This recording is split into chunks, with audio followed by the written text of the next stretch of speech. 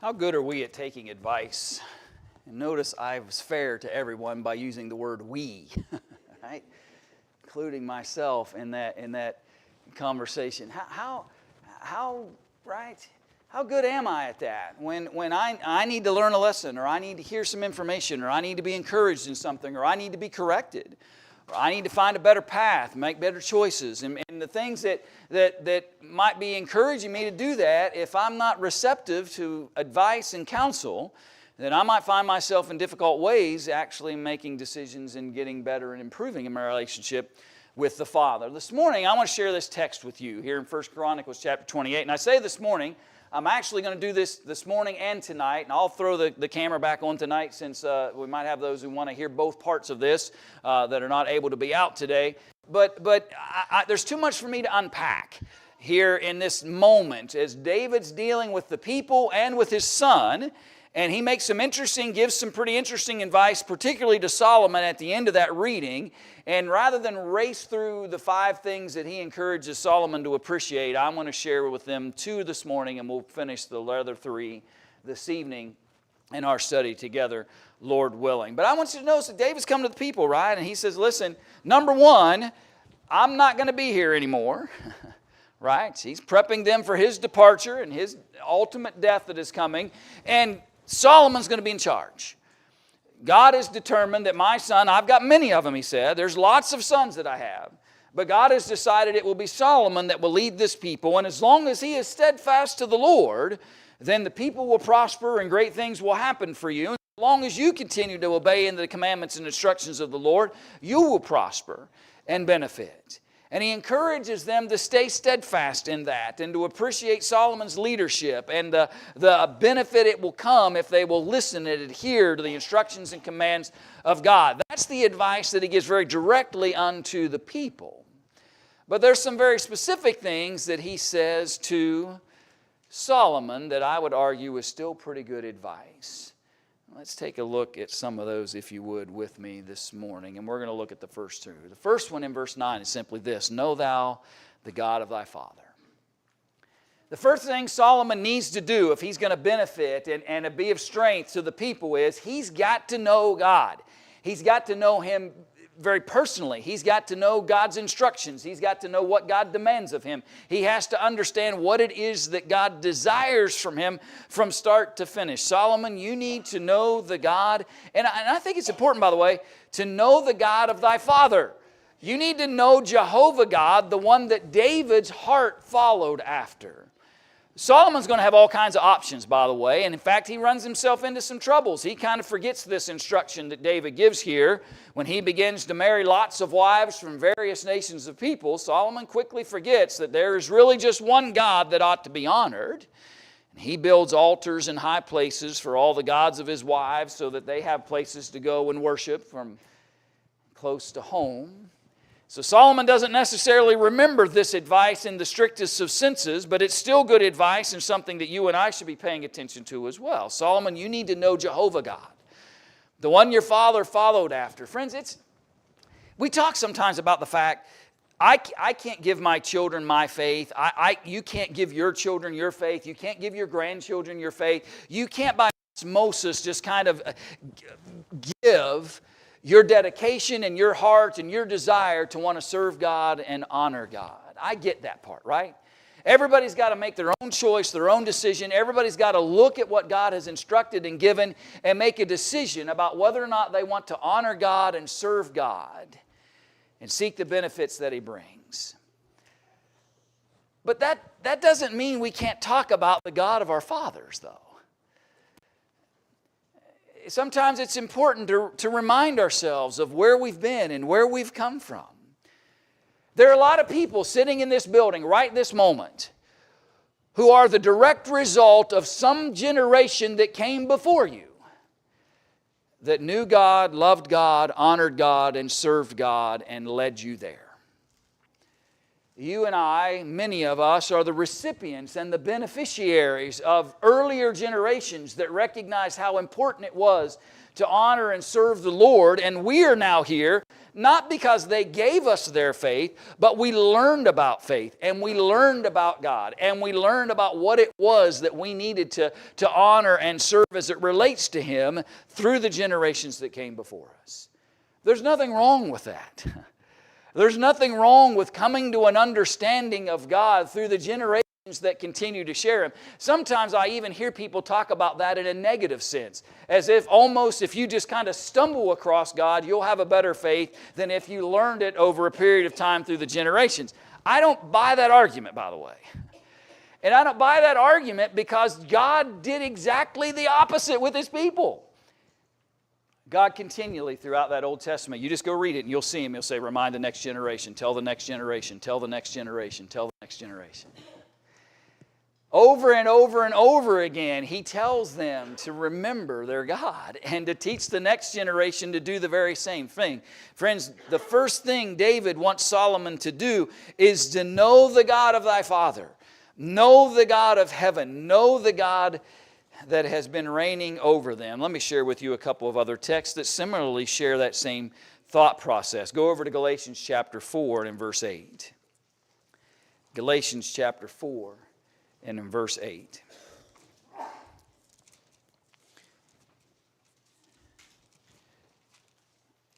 And look at what Paul shares with those here in Galatia. Galatians chapter 4 and in verse 8. But then indeed, when you did not know God, you served those which by nature are not God. It's interesting when he speaks to this audience of those in Galatia. Many obviously have Gentile backgrounds and who may have been worshiping all types of idolatry or various gods that they had thought of and honored and served over a period of time. And it's interesting, Paul says to them, listen, when you didn't know Jehovah, you chose all kinds of the wrong paths and the wrong decision making and the wrong choices. I'm asking us this morning, will we seek and understand the same advice that David gave Solomon and that Paul gave those in Galatia, and that is to know God. Because when you don't know Him, when we don't honor Him, when we don't appreciate who He is, we find ourselves making choices and decisions that don't put us on the best paths, that don't put us in the best of circumstances. You didn't know Him, and so you just chose anything and everything. And brother and friend, may I suggest to you that the world sees the results of that mindset. The world has continually seen the results of a mindset that rejects God, but it wants to fill the void with something, right? So it rejects Jehovah God, it rejects the God of the Bible, but then decides, well, what am I going to put in its place? And then it just begins to choose whatever idol or god it wants, whether it be worldliness, whether it be the earth itself, whether it be the things of this world, whether it be possessions, any kind of number of things can replace and be put in the void. It's a great warning and piece of advice that Paul gives to us here. When we don't link ourselves and consider and think about God and know Him as we should, then without Him, we just become lost in our own thought process and behaviors and choices, and we don't necessarily take very wise paths when that happens. And because of that, consequence comes. I apologize for the weird way that showed up on the screen, but look at 2 Thessalonians chapter 7. Good luck with that, by the way. 2 seconds and I'll think about it here. Look at verse 1 of chapter 2. Verse 1 of chapter 2. 2 Thessalonians chapter 2. Now, brethren, concerning the coming of our Lord Jesus Christ and our gathering together Him, we ask you, not to be soon shaken in mind or troubled either by spirit or by word or by letter, as if it's from us through the day of Christ had come. Be careful, he says, to not listen to the advice and the troublesome things that come from those. That's a beneficial passage. Jump to chapter 1, though. That's really where I want to be. Chapter 1, verse 3. He says, we are bound to thank God always for you, brethren. That is fitting, because your faith grows exceedingly, and the love of every one of you all abounds toward each other, so that we ourselves boast of you among the churches of God for your patience and faith in all your persecutions and tribulations that you endure, which is manifest evidence of the righteous judgment of God, that you may be counted worthy of God, for which you also suffer. Since it is a righteous thing with God to repay with tribulation those who trouble you. Here's what I want you to see. And to give you who are troubled rest with us when the Lord Jesus is revealed from heaven with his mighty angels in flaming fire, taking vengeance on those who do not know God. You say, well, why is it so important? Why is it so vital to be reminded? Why is David encouraging Solomon? Why is Paul reminding those in Galatia to keep your minds focused upon the Creator of all things? Why is it so important to be focused on those things? Well, because when those who choose not to know God, there is consequence that is on the horizon. On those who do not know God, and those who do not obey the gospel of our Lord Jesus Christ. These shall be punished with everlasting destruction from the presence of the Lord and from the glory of his power. Friends, that's sober. And if you were with us during our Numbers study this morning, then you should not hesitate 1 second to understand and believe that God will do it. When those men under Korah's leadership chose to abandon what God desired, the earth swallowed them up.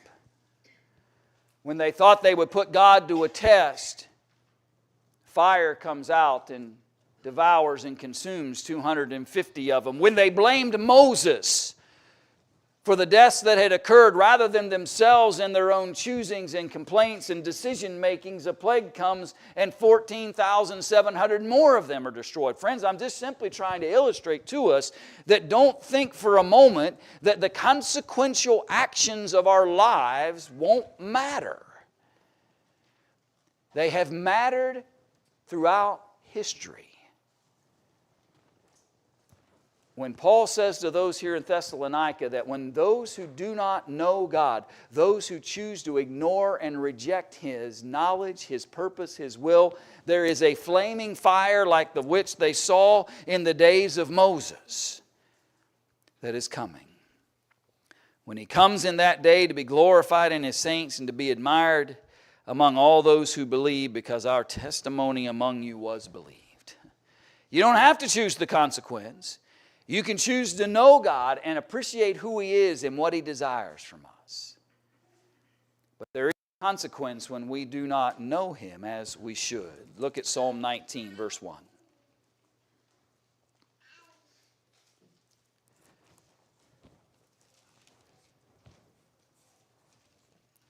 Psalm 19 and verse 1. So how is it that I can come to an understanding of who He is? What can I employ? And then, by the way, that's a much deeper subject than we'll deal with in just 2 minutes here this morning. But there are some very fundamental things I want. Number one, look around. Isn't it kind of what the psalmist says here in Psalm 19? Look around. You want to know how to come to an understanding of who God is? Then the heavens are declaring it to you. Notice verse 1. The heavens declare the glory of God. And the firmament, look up in the sky. Watch what happens. See the nature that is around us. Then look at the firmament. Look around the earth. All of it's just screaming His handiwork.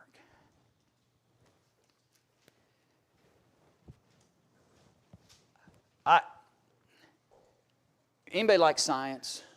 I'm not. By the way, it's okay if you do. Right? It's okay. Right? And so when we see natural phenomenons, it's really easy to kind of begin to look at those things from scientific mindsets. You know, when you see a rainbow, you might see, well, that's water, right? Light going through that water and fragments that light and creates those colors. And that's about as good as it gets with me, by the way. So if you're wanting anything deeper than that, that's... But no, that's God. That's the handiwork of God. Last night we were out and one of the students came up to me and said, look at that sunset. It's beautiful. That's God. That's God. We see the beauty of God's earth and the things that are in it. When you look to the skies and we look at the things around us, they're all screaming. How do I know? How do I know? Well, I know. Because the things that are visible to us could not have just happened.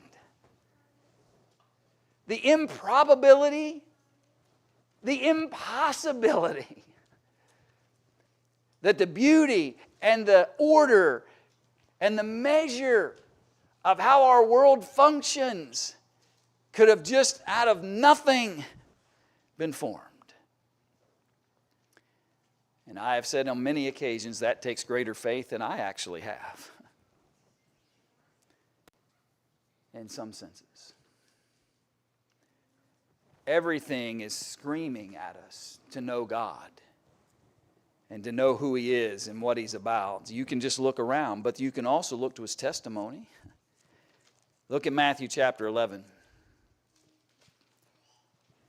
Matthew chapter 11 and verse 27. Jesus speaking here. Says, all things have been delivered to me by my Father. No one knows, notice this, no one knows the Son except the Father, nor does anyone know the Father except the Son and the one to whom the Son wills to reveal Him. It's interesting. No one really knows God but the Son, and nobody really knows the Son but God. And then how we know anything about either one of them is their decision to reveal themselves through others. And that's exactly what Jesus did. He chose apostles, ambassadors, those that would reveal His message and teach others about who He was about and what He was about. God has used messengers, prophets, individuals who would share and reveal. We don't know everything, by the way, about God. We don't know everything about Him. We don't know everything about the hows and the whys and what. And we don't know everything about God. We know what He chose to reveal. Because no one knows God except the Son, and no one knows the Son except the Father. And the only thing we know of either one of them is what they choose to reveal to us. So how do I know God? How do I take this advice from David and Paul and others? Well, I spend time examining what they've revealed. Have you ever sat down with somebody and had a conversation and you go and you find out that they were, I don't know, they were the Parcheesi champion back in 2002, right? You didn't, and you say, I didn't even know you knew how to play Parcheesi. Don't ask me where that came from. I got no idea. What's my point? My point is, you learned something about somebody you didn't know because they what? They revealed it to you. They told you about it. Explore the Bible that way. God is revealing Himself to you. He's telling you about Himself. He's telling you about His Son. He's revealing Himself through this testimony that He's offering. And we're learning about Him. And we're appreciating Him more and more and more the more time we spend and the more energy we spend. I can get up in the morning and look at the sunrise. I can walk along the river and see the beauty of God. I can walk around His earth and see the great power and the great organization and everything that there is about that aspect of who God is. But I won't really know Him until I start evaluating the things that He's revealed about Himself. That's the beauty of David's advice to Solomon. Know the God of your father. And the second thing, and see why I'm splitting this into two, you'd be here all afternoon with me. But the second thing he says, then serve Him. What I love about what he said was, he didn't just say, know Him. You got to do that first. You can't serve Him if you don't know Him. Right? I'm going to pause on that for a second. I want you to think about that with me for a minute. A lot of people try to serve God, don't have any idea who He is. A lot of people try to serve Him, honor Him. But they don't spend any time actually trying to get to know Him first. The truth is, the best way to serve God is to know Him and serve Him because you know Him. And because He's revealed Himself. And because we know what He's about. We try to just serve Him because we've been told to serve Him.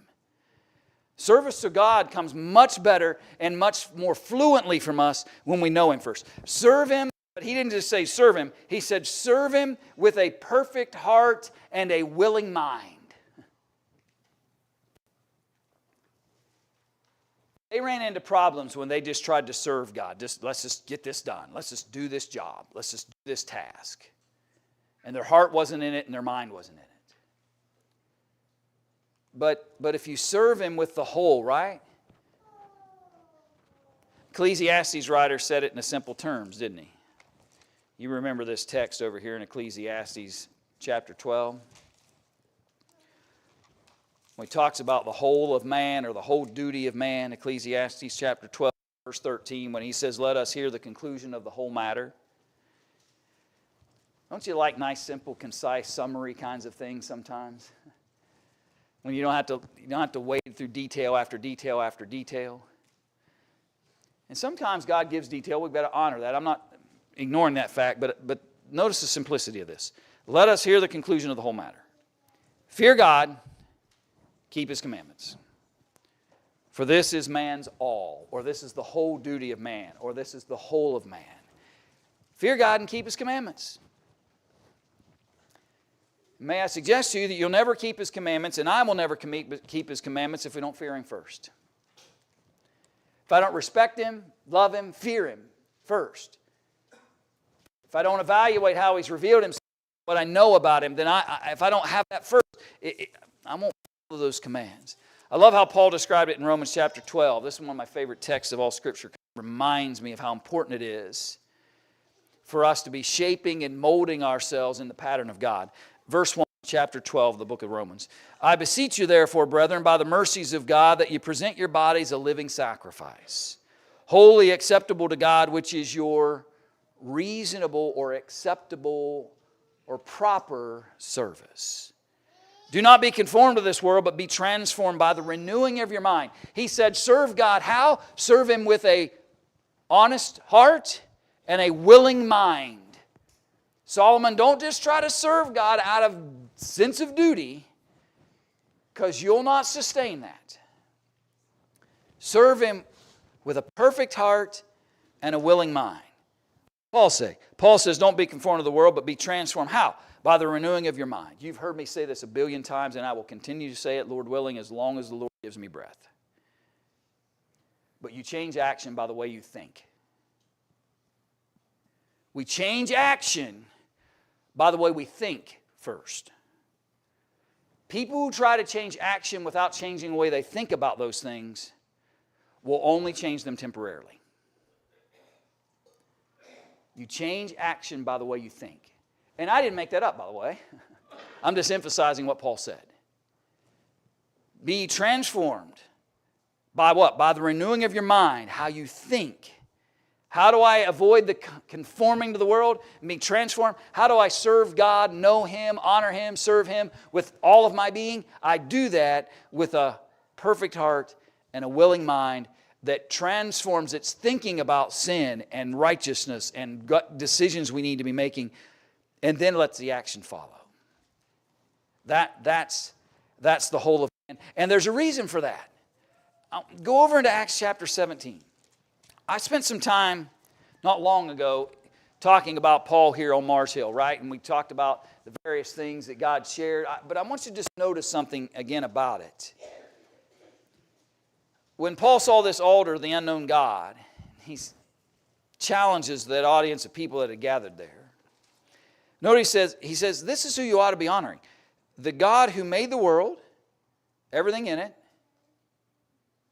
Psalmist said what? The heavens declare him, the firmament declares him. The God who made the world and everything in it, since he is Lord of heaven and earth, things you see, things you on earth, same sentiment, does not dwell in temples made with hands, nor is he worshipped with men's hands, as though he needed anything, since he gives to all life, breath, and all things. You can't give anything to God to earn his respect, because he's already given everything. Everything that you have came from him anyway. So that's not how we do that then. He made with one blood every nation of men to dwell on the face of the earth, as determined through their pre-appointed times and the boundaries of their dwellings. Verse 27. So that they should seek the Lord in the hope that they might grope for Him and find Him, though He is not far from each of us. For in Him we live and move and have our being, as also some of your own poets have said, for we are also His offspring. Friends, when we serve God and we honor Him and we renew our minds to that end, remember who it is that we're serving. The Creator of all things, the one that made the heavens and the earth, the one who has fashioned all things that we see, the one who is the reason I am breathing right now. I honor Him. That's good advice, Solomon. You might want to listen to your father. It's good advice to remember that we honor the Creator because He has provided everything. Why do you and I teach our children to say thank you when somebody gives them something? Right? We want them to appreciate, right? We want them to honor what somebody has provided for them. We want them to show appreciation and respect that somebody has provided a gift or some act of kindness. And we, at minimum, right, want them to say thank you. And doesn't it warm the heart, parents, when you hear them say it and you didn't have to prompt it? Doesn't it just warm the heart and you go, it finally sunk in, right? They got it on their own. It just becomes who they are. Their expressions of thanksgiving just come out of them because that's what they were taught and how you led them and how they got. Friends, I'm just trying to get you to get that image in your head. Doesn't God deserve that from us? Shouldn't every day be a day of thanksgiving for the breath, the life, the very being that I have? Solomon, serve Him. Why? Because He's the Creator. What manner? With all your heart. How do I do that? I change the way I think. Transform and renew my mind to Him as that Creator every step of the way. And then finally this morning, let's, as we serve Him, let's consider for a minute the manner in which we should do that. And why don't you go back into the book of Psalms one more time, in Psalm 100, and in verse 2. Psalm 100 and in verse 2. That's part in verse 1. Make a joyful shout, all you lands.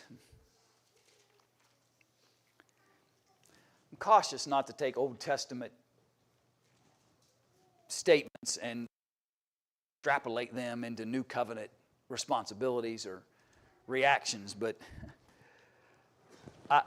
I do love the fact that there's many a time under that Old Testament law, and particularly within the Psalms, where they were a lot more exuberant than we are. They express their passionate love and honor for the Lord in much more exuberant ways than we do. Now, right, and I get the concern, right, because it can quickly become about us rather than God. It can quickly be about, mechanic, but yet make a joyful shout to the Lord. Express how meaningful it is. Here, verse 2, serve the Lord with gladness.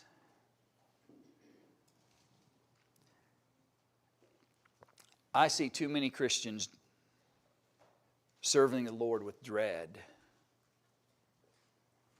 I see too many Christians serving the Lord with frustration, disappointed that they have to behave this way rather than that way. I see too many Christians who walk through their life as a believer almost disappointed that they became such, because of the accountability sometimes that it provides. Can I discourage you from that? And start serving the Lord with gladness. Come before His presence with singing.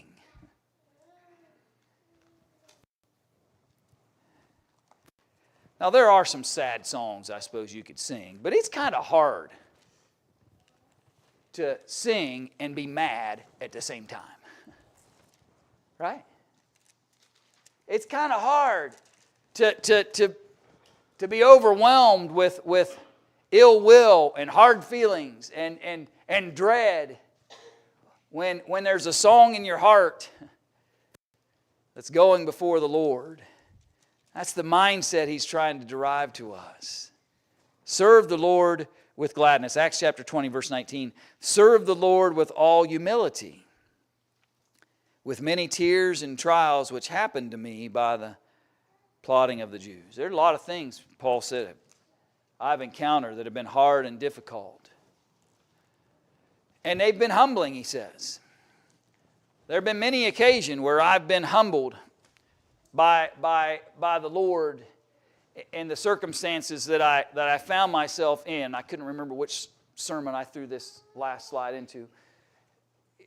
In the end of that text, as David's advice going to Solomon, he concludes it this way. Here's the reason. For the Lord searcheth all hearts and understandeth all the imaginations of the thoughts. If thou seek Him, He will be found of thee. But if thou forsake Him, He will cast thee off forever. The Lord knows whether we're honoring, serving, abiding by. The Lord knows whether we know and have spent any time in the revealed testimony of His Word. The question for us remains is, will I choose to know more and more of Him, and will I let that honor of that Creator lead me to service, and will I do that service with gladness and humility? Will I honor Him every step in my life? Because we know the consequence, Paul said, to those who do not know Him, and the challenges that come. How can we help you step into those promises today? Are you ready to demonstrate that you know what He's revealed and you want to honor that in your life? Can we help you find remission of sins through baptism today? Can we help you step back into those promises? Commit yourself to what you know about Him, to honor your opportunity to serve Him. How can we encourage you in that? How can we help you do that today? And if there's something that we can strengthen you in, pray for you about today, whatever it is that we might be able to do to help you spiritually, we'd invite you to come while we stand.